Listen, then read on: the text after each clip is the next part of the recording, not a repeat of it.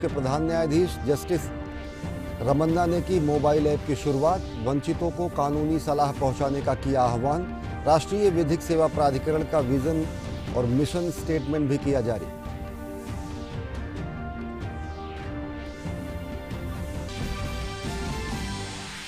जम्मू कश्मीर में terror funding case में जमाते इस्लामी के ठिकानों पर एनआईए का छापा। 40 से अधिक ठिकानों पर छापेमार की कार्रवाई।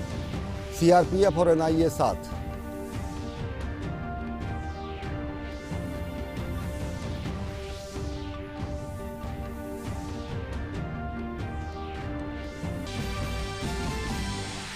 खेलों के महाकुंभ टोक्यो ओलंपिक का समापन समारोह आज। 7 पदक के साथ ओलंपिक में भारत का अब तक का सर्वश्रेष्ठ प्रदर्शन।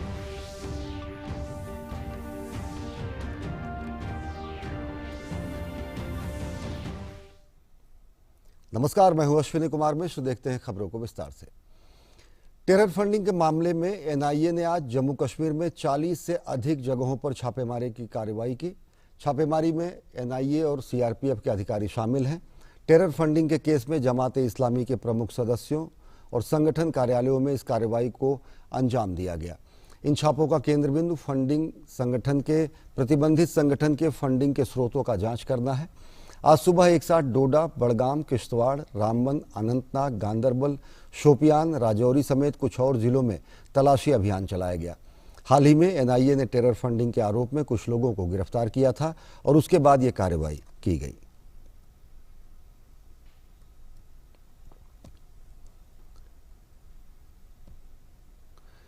और इस खबर पर और अधिक जानकारी के लिए हमारे साथ जुड़ रहे हैं हमारे संवाददाता सलमान काजी। अगर देखें तो जिस तरीके से 40 से अधिक ठिकानों पर, चाहे वो जम्मू हो और कश्मीर, छापेमारी की गई, एनआईए के हाथ क्या कुछ लगा है, किन इनपुट्स के आधार पर यह किया गया? जैसा कि कहा जा रहा है कि एक संगठन विशेष के टेरर फंडिंग मामले को लेकर यह पूरी कार्रवाई को अंजाम दिया गया। देखिए, जमात इस्लामी जो जम्मू कश्मीर में है, जमात इस्लामी जम्मू कश्मीर एक बहुत बड़ी ऑर्गेनाइजेशन रही है और इनके बहुत सारे एक्टिविटीज थे। ये एजुकेशन में इन्वॉल्व थे और बाकी बहुत सारी चीजें ये मेंटेन कर रहे थे। तो 2019 के में इन पे बैन लगाई गई है। तब से जो इनके मेंबर्स हैं, आज बहुत जगह इनका एक ट्रस्ट चलता है, फलाह आम ट्रस्ट, जिसके थ्रू ये स्कूल्स मैनेज करते हैं। वहाँ पे उन पे भी छापा मारा गया और इसके अलावा जो इनके मेंबर्स हैं या फॉर्मर मेंबर्स हैं, उन पर भी छापा मारा गया। तो अभी तक खुलासा नहीं किया गया है कि क्या मिल रहा है और किस लिए ये रेड किए जाते हैं। क्या उनको लग रहा है कि ये इसको जो जमात इस्लामी का जो इंफ्रास्ट्रक्चर पुराना वाला खड़ा था, क्या वो यूज किया जा रहा है किसी एंटी नेशनल एक्टिविटी के लिए या और कोई बात? तो एक अभी तक पता नहीं गया, लेकिन ये बताते हैं कि एक बहुत ही बड़ी ऑर्गेनाइजेशन थी यहाँ पे। तो उनके बहुत सारे फॉर्मर मेंबर्स रहे हैं, वो डिफरेंट जगहों पे रहे हैं और काफी इन्फ्लुएंशियल ऑर्गेनाइजेशन रही है जम्मू कश्मीर में। तो एनआईए की जो स्केल ऑफ रेट है ये भी एक्सप्लेन करती है कि 40 जगहों पे, जो कि न सिर्फ श्रीनगर हो या अनंतनाग हो या बारामूला, जो बड़े बड़े टाउन हैं, बट छोटे छोटे टाउन भी, बांडीपुरा हो, राजौरी हो, डोडा हो, वहां पर भी ये छापे डाले गए हैं। और जो बताया जा रहा है कि ये एक नया केस दर्ज किया गया। हालांकि अभी तक खुलासा नहीं किया है ऑफिशियली कि इस केस की नौयत क्या है, क्या है इस केस के काउंटर्स क्या हैं। लेकिन ये है कि जमात इस्लामी एक जो बहुत बड़ी ऑर्गेनाइजेशन थी यहाँ पे, और उनके एसेट्स, उनके मेंबर्स, उनके फॉर्मर मेंबर्स पे ये छापे डाले गए हैं। सलमान, अगर देखें तो 2019 में केंद्र सरकार ने इस संगठन पर प्रतिबंध लगा दिया था, जमात इस्लामी संगठन पर 5 साल के लिए। उसके बाद भी इस संगठन का इतना बड़ा इतने लोगों का उसमें शामिल होना, कुछ लोग इससे पहले गिरफ्तार हुए थे। क्या उनके इनपुट्स के आधार पर और क्या कुछ जानकारी मिल पा रही, क्या कुछ बरामदगी? देखिए अभी तक ये इसके बारे में अभी तक ऑफिशियल जानकारी नहीं दी गई है एनआईए की तरफ से कि उनने क्या क्या वहां से किया है। लेकिन एक आपको समझना होगा कि एक ऑर्गेनाइजेशन कोई छोटी ऑर्गेनाइजेशन नहीं थी। तो डेफिनेटली जो उनने एसेट्स क्रिएट किए थे उनके स्कूल से, वो वहीं पे रहे। हालांकि जमात इस्लामी को उससे डिसएसोसिएट किया गया, जो पुराने मेंबर्स थे वो वहीं पे रहे। तो ये जो रेड्स थी, हो सकता है कि गवर्नमेंट को लग रहा हो कि जमात इस्लामी फिर से एक ऑर्गेनाइज कर रही हो किसी तरीके से अपने आप को या किसी और नाम से, उसके लिए शायद ये रेड्स भी की गई हो। ये बहुत सारी कयास आराइयां की जा सकती हैं, लेकिन ऐसा नहीं है कि ये ऑर्गेनाइजेशन वर्किंग थी। ऑर्गेनाइजेशन बहुत बड़ी है, इसको समेटा नहीं जा सकता था कि इवन आफ्टर बैन जो उनके एसेट्स थे, बाकी चीजें वो वहीं पे रहे। उनकी शायद मैनेजमेंट चेंज हुई कहीं कहीं जगहों पे, लेकिन वो चीजें वहीं पे रही। तो आप समझ सकते हैं कि क्यों 40 जगहों पे जो पुराने मेंबर्स थे, बिकॉज ऐसा नहीं कहा गया कि इसका कोई टेरर नेटवर्क उस वक्त था, उसको बैन लगाया गया था। तो उस वक्त उस बैन के और रीजन थे कि क्या कि this is providing ideological underpinnings to separatism, ये ऐसी बातें थी। लेकिन इस वक्त जो 40 जगहों पे रेड हो रही है, इसका अभी तक खुलासा नहीं किया गया है कि क्यों हो रही हैं ये रेड। बट ये ऑर्गेनाइजेशन बहुत बड़ी है, ऑर्गेनाइजेशन पे बैन लगाया गया था, बट बहुत जो मेजर मेंबर्स थे उनको एज सच गिरफ्तार नहीं किया गया था। तो आज अभी भी जो इन्फ्लुएंशियल जो डिस्ट्रिक्ट चीफ रहे हैं या डिस्ट्रिक्ट लेवल पे जो इनके सदर रहे हैं, उनके घरों पे छापे पड़ रहे हैं, या जो जिनको लीडरशिप पोजीशन हासिल थी इस ऑर्गेनाइजेशन में, उनके घरों पे छापे पड़ रहे हैं। इनका एक ट्रस्ट हुआ करता था, फलाए आम ट्रस्ट, जो कि हॉस्पिटल्स और कुछ और सोशल सर्विसेज प्रोवाइड करते, फलाए आम ट्रस्ट जो कि स्कूल्स और कुछ और सोशल सर्विसेज प्रोवाइड करते थे, उस पे आज उधर भी वहां पर उनके ऑफिस पर भी रेड की गई। तो अभी तक लेकिन एग्जैक्टली मुद्दा क्या था कि क्या गवर्नमेंट करना चाहिए, क्या एनआईए को कोई और इंटेलिजेंस रिपोर्ट मिली है और क्या मिली है, वो तो वो शेयर नहीं करेंगे। लेकिन मुझे लगता है मिनिमम डिटेल्स वो शायद आज शाम या कल तक शेयर करें कि हमने यहाँ पे अटैक किया और ऐसे हमने ये हमारे एक मैक्रो रीजन था कि हम क्या कर रहे हैं जी। बट उसके लिए अभी तक एनआईए की तरफ से कोई ऑफिशियल घोषणा नहीं हुई है। बहुत बहुत शुक्रिया सलमान काजी हमसे जुड़ने के लिए और विस्तार से जानकारी देने के लिए। रुक करते हैं उत्तराखंड की ओर। उत्तराखंड में मुख्यमंत्री पुष्कर सिंह धामी ने आज आईटीबीपी एकेडमी मसूरी में पासिंग आउट परेड में वे शामिल हुए और इसी के साथ आज पहली बार यूपीएससी चयन प्रक्रिया से आईटीबीपी में 2 महिला अधिकारी सहायक कमांडेंट शामिल हुई। इनके नाम हैं प्रकृति और दीक्षा। दरअसल देश में ये पहली बार है जब यूपीएससी चयन प्रक्रिया से आईटीबीपी में 2 महिला अधिकारियों ने सहायक कमांडेंट के रूप में चयनित हुई और उन्होंने प्रशिक्षण के बाद आज सेवा में औपचारिक रूप से वो शामिल हुई। इन अधिकारियों को अब फोर्स की फील्ड यूनिट्स में तैनात किया जाएगा।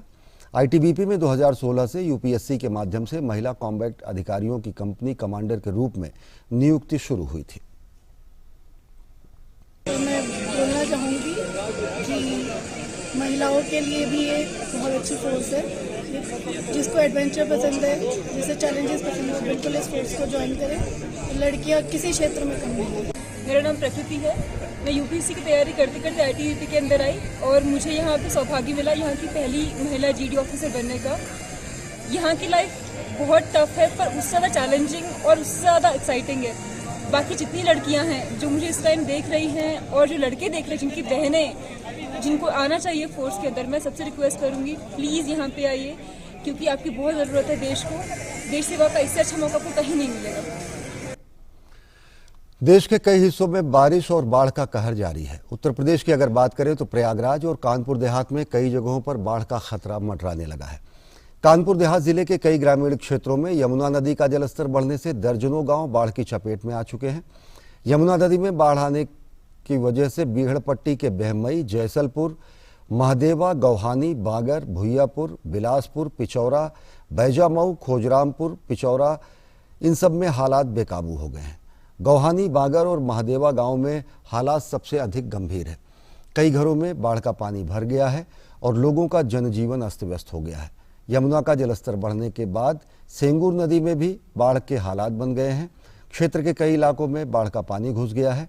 केंद्रीय राज्य मंत्री साध्वी निरंजन ज्योति ने कानपुर देहात के मूसानगर क्षेत्र में नाव में बैठकर बाढ़ प्रभावित क्षेत्रों का दौरा किया और बाढ़ पीड़ितों को राहत सामग्री भी वितरित की। अचानक बाढ़ आने के कारण लोग जल्दी यहाँ से हट भी नहीं पाए हैं। साथ में एसडीएम है, डीएम साहब से बात की है, यहाँ तत्काल एक नौका लगवा करके लोगों को आने जाने का रास्ता। और दूसरा, जो भी गांव में अभी हैं उनसे मेरा निवेदन है कि घर की परवाह किए बगैर आप वहाँ से निकल के सुरक्षित स्थानों में पहुँच जाएं। बाढ़ की वजह से दिक्कत, घर डूब गया, इसलिए इधर उधर रहने के लिए आ गए। तो उन्होंने सामान दिया, राशन, आटा और बिस्कुट, तिरपाल, ये सब लोग सामान दिया। पानी पूरा घर भूड़ गया है, भैंस गोरू लेके इधर आ गए जंगल में। प्रशासन की तरफ से पूरी मदद मिल रही है? पूरी मदद मिल रही है। राजस्थान के भी कई हिस्सों में बाढ़ की वजह से हालात गंभीर हो रहे हैं। धौलपुर में चंबल नदी का जलस्तर खतरे के निशान से ऊपर हो गया है, जिसकी वजह से नदी के किनारे बसे गांवों में बाढ़ का खतरा मंडरा रहा है। इस बीच कोटा से सांसद और लोकसभा अध्यक्ष ओम बिरला ने अपने संसदीय क्षेत्र में हुए नुकसान पर अधिकारियों के साथ बैठक की। जिला परिषद सभागार में बैठक के दौरान कोटा और बूंदी के जिला अधिकारियों ने उन्हें कोटा और बूंदी में बारिश से हुए नुकसान का ब्यौरा दिया।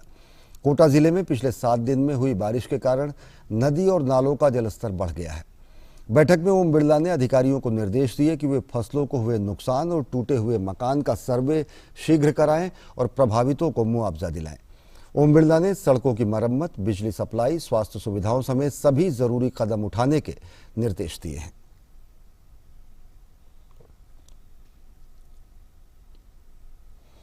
और मध्य प्रदेश में गुना जिले के बामहोरी गांव में बाढ़ में फंसे लगभग 150 लोगों को एयरलिफ्ट करके राजस्थान के छाबड़ा गांव पहुंचाया गया है। मुख्यमंत्री शिवराज सिंह चौहान ने उनसे वीडियो कॉल पर बात की और हालात जल्द ही काबू में आने का भरोसा दिलाया। इसके अलावा मुख्यमंत्री ने बाढ़ पर बनी टास्क फोर्स की बैठक में कहा कि सरकार की प्राथमिकता बाढ़ से क्षतिग्रस्त मकानों की मरम्मत, मलबे की सफाई, पीने के पानी और बिजली की आपूर्ति समेत लोगों को भोजन और अनाज उपलब्ध कराना है।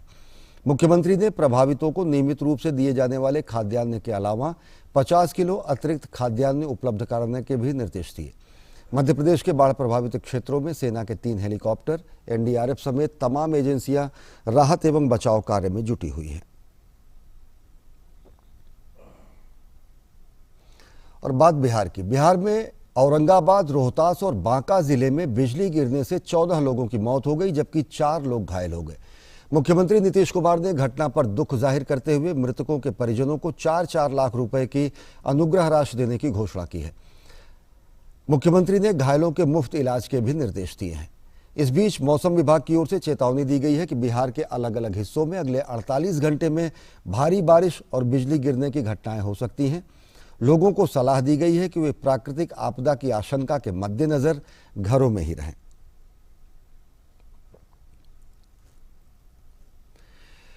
देश की तमाम अदालतों में लोगों को कानूनी सहायता मिलना अब और आसान हो जाएगा। देश के प्रधान न्यायाधीश जस्टिस रमन्ना ने आज इससे संबंधित एक मोबाइल ऐप की शुरुआत की। मुख्य न्यायाधीश जस्टिस रमन्ना ने कहा है कि देश में अभी भी बड़ी संख्या में ऐसे लोग हैं जिन्हें कानूनी सहायता के अभाव में न्याय से वंचित रहना पड़ता है। उन्होंने कहा कि तकनीक के साथ साथ पोस्ट ऑफिस और पुलिस थानों के जरिए लोगों को जागरूक किया जा सकता है।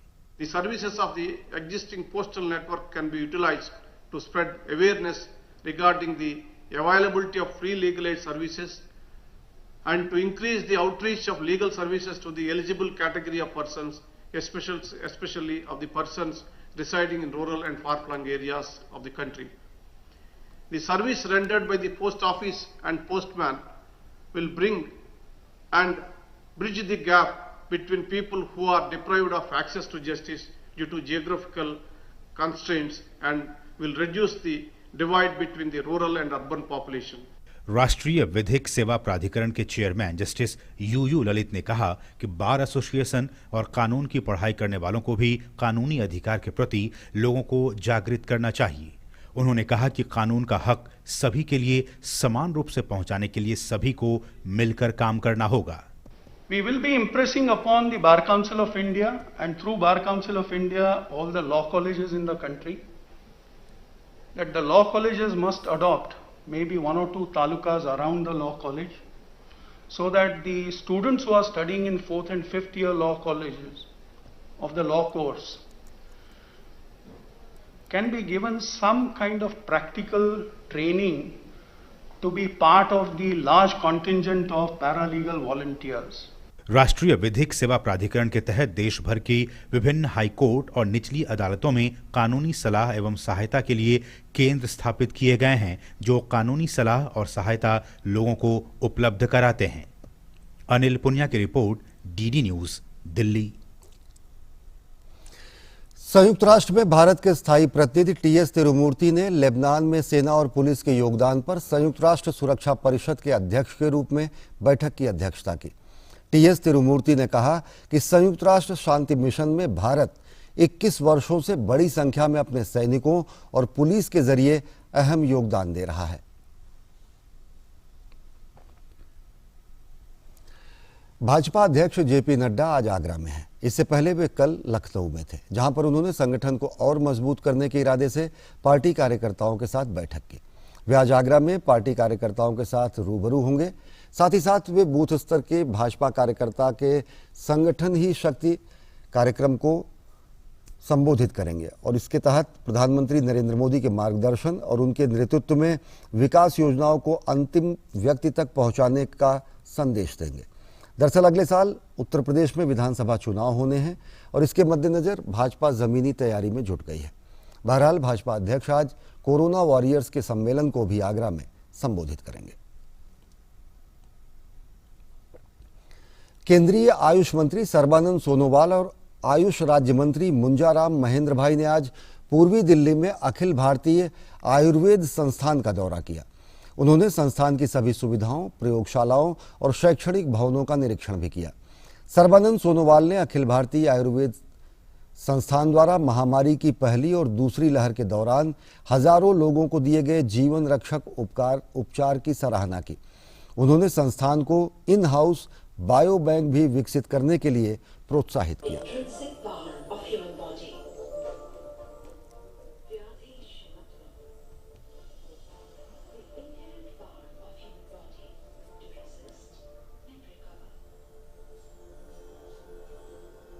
ये प्रकृति की में जो शक्ति, संपदा और संभावना बसा हुआ है ना।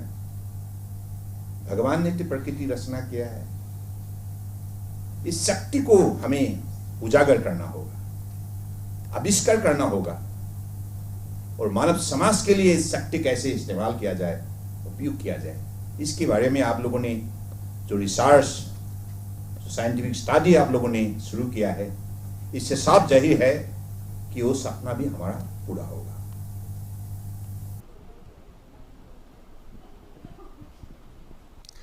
केंद्रीय वित्त मंत्री निर्मला सीतारमण आंध्र प्रदेश के दौरे पर हैं। उन्होंने आज विशाखापट्टनम में कोविड वैक्सीनेशन सेंटर का जायजा लिया।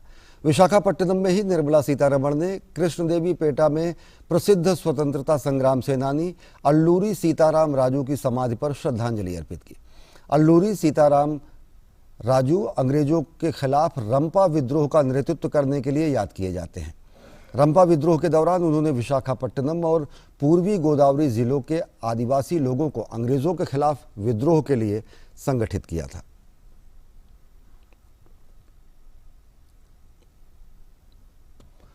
और अब बात कोविड-19 के खिलाफ चल रही जंग की। देशव्यापी टीकाकरण अभियान के तहत अभी तक 50 करोड़ 68 लाख से अधिक कोविड रोधी टीके की खुराक दी जा चुकी है। केंद्रीय स्वास्थ्य मंत्रालय के अनुसार कल एक दिन में 55,91,000 से ज़्यादा टीके की खुराक दी गई। देश भर में कल 43,910 कोरोना मरीज स्वस्थ हुए। देश की मौजूदा रिकवरी दर 97.39% है। देश में अब तक कुल 3,10,99,000 मरीज कोरोना से ठीक हो चुके हैं। देश में एक दिन में कल 39,000 से ज़्यादा कोविड के नए मामले सामने आए। देश भर में इस समय संक्रमित मरीजों की संख्या 4,06,822 है। देशव्यापी कोविड जांच में भी तेजी आई है और अब तक 48 करोड़ से अधिक कोविड सैंपल की जांच की जा चुकी है।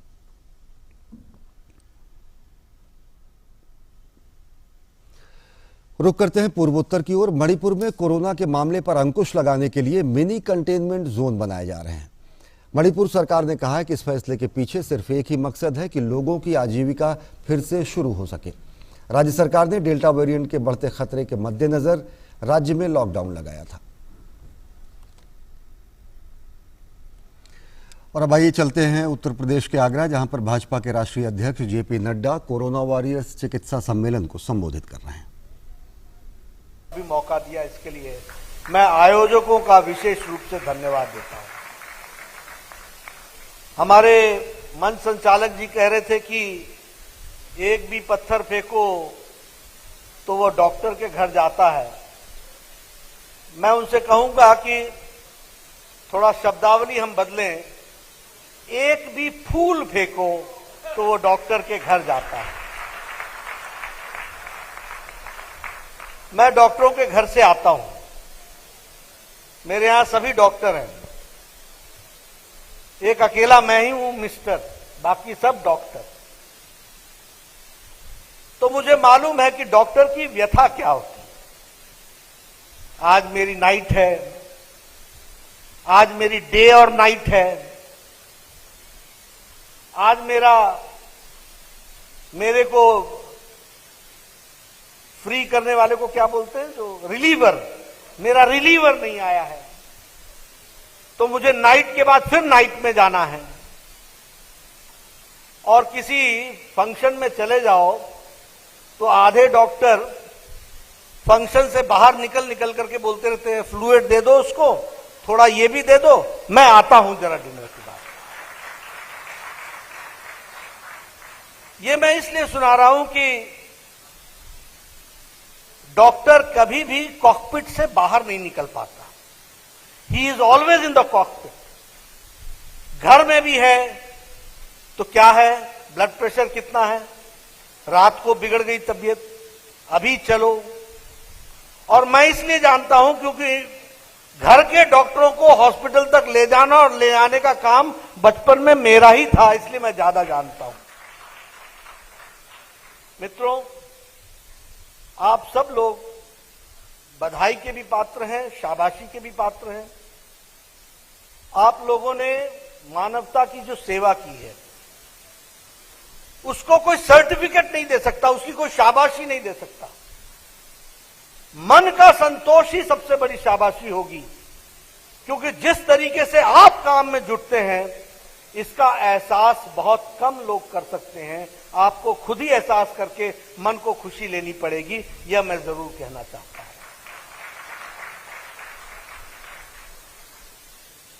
बाहर वाला क्या जाने पीपी किट होता क्या है, बाहर वाला क्या जाने कि मुस्कुराने वाले डॉक्टर अंदर से तरोतर है, पसीने से तर हो गया, 5 घंटे से खड़ा है, जीवन और मौत से जूझने वाले के जीवन दान देने का काम कर रहा है। ये डॉक्टर है, इसको हमको समझना चाहिए। मैं स्वास्थ्य मंत्री साहब, प्लेग आया, मेरे छोटे छोटे बच्चे थे, हर दिन मुझे जाना पड़ता था प्लेग वाले एरिया में, हर दिन मैं एंटीबायोटिक खा के जाता था। डर लगता था घर आने पर इनको पकड़ूं कि ना पकड़ूं, क्योंकि मालूम नहीं कि प्लेग तो घंटों में ले लेता है। मैंने ये घटना देखी है, मैं एहसास कर सकता हूं कि 1.5 साल से डॉक्टरों के परिवार की मानसिक स्थिति क्या होगी, इसको समझना चाहिए, जो हर दिन जाते हैं और जाकर के फिर लौट करके कोरोना वार्ड से लौट करके आते हैं। इसलिए आपको जितनी बधाई दी जाए, जितनी शाबाशी दी जाए वो कम है। मानवता की सेवा करना, और ये देश हम कोई 2 million, 3 million, 5 million, 4 million, 6 million वाले नहीं हैं। हम 1.3 बिलियन वाले देश हैं और प्रजातंत्र देश हैं और फेडरल स्ट्रक्चर है। कोई अपनी वाणी बोलता है, कोई अपनी वाणी बोलता है, उसके बीच में हम मानवता की सेवा में जुटे हैं। इस बात को हमको समझना चाहिए। ऐसे में आप सब लोग काम में जुटे हैं, मैं आपको बधाई देना चाहता हूं, आपको शुभकामनाएं देना चाहता हूं। We have lost many doctors during this corona crisis. We have lost many people who fought their lives, who have dedicated their lives for the humanity. और मेंटल क्राइसिस कितनी रहती है, साधारण आदमी डरता है, जो डॉक्टर बेचारा कोरोना वार्ड में रहता है उसकी क्या स्थिति होती होगी। इसलिए मैं पुनः आप सबके प्रति समर्पित भाव से आपको धन्यवाद भी देता हूं, बधाई भी देता हूं और प्रधानमंत्री मोदी जी का संदेश देता हूं कि सारा देश आपके साथ खड़ा है, इस बात को याद रखना चाहिए। मित्रों, हम लोगों ने भी तय किया है कि हम भी 2 लाख गांव में हेल्थ वॉलंटियर्स खड़ा करेंगे बीजेपी का। आपको जानकर के खुशी होगी कि हमने लगभग 1,80,000 हेल्थ वॉलंटियर डिजिटली रजिस्टर करा लिया है और उस 1 लाख में 20,000 डॉक्टर्स हैं और हमारी ट्रेनिंग चल रही है। मैं हर बूथ पर 2 किट देने वाला हूं, हेल्थ किट। उसमें ऑक्सीमीटर होगा, उसमें थर्मल स्कैनर होगा, उसमें इम्यूनिटी बूस्टर होगा और उसमें हर तरीके से उसको जांचने के लिए और क्या जरूरत हो सकती है, ये एंटीजन टेस्ट, उसकी व्यवस्था होगी, उसकी ट्रेनिंग होगी। और इस अगस्त महीने तक मैं 4 लाख वॉलंटियर्स को भारतीय जनता पार्टी 2 लाख गांव के लिए तैयार करेगी, ताकि कभी अगर कोई थर्ड वेव आए तो बीजेपी को संतोष होना चाहिए कि हमारे 4 लाख वॉलंटियर्स समय पर हेल्थ वर्कर के, फ्रंटलाइन वर्कर के रूप में खड़े होकर अपने। भाजपा के राष्ट्रीय अध्यक्ष जेपी नड्डा, जो कि भूरी प्रशंसा कर रहे थे और साथ ही साथ कृतज्ञता ज्ञापित कर रहे थे कोरोना वॉरियर्स के रूप में अहम योगदान देने वाले चिकित्सकों को, और साथ ही साथ उन्होंने ये कहा कि जो आशंका व्यक्त की जा रही है तीसरी लहर की, उससे पहले ये कोशिश होगी कि 4 लाख स्वास्थ्य स्वयंसेवक भाजपा अपने तैयार करे, गाँव में उनको डिप्यूट करे और साथ ही साथ उनको वेल इक्विप्ड करे। उनके साथ बहुत सारी चीज़ें भी होंगी और प्रशिक्षित भी किया जाएगा। उन्होंने कहा कि तकरीबन 1,80,000 वॉलंटियर्स हमने तैयार कर लिए हैं, जिसमें 20,000 डॉक्टर हैं। और साथ ही साथ उन्होंने ये कहा कि जो चिकित्सक हैं वो ईश्वर के साक्षात स्वरूप होते हैं, क्योंकि वो जीवन और मौत के बीच संघर्ष कर रहे मरीज को जीवन दान देने का काम करते हैं। और कोरोना एक काल में, इस महामारी के दौर में समूचा राष्ट्र उनको सलाम करता है। तो इस बुलेटिन में फिलहाल इतना ही। देश और दुनिया की ताज़ा तरीन खबरों के लिए देखते रहिए डीडी न्यूज़। नमस्कार।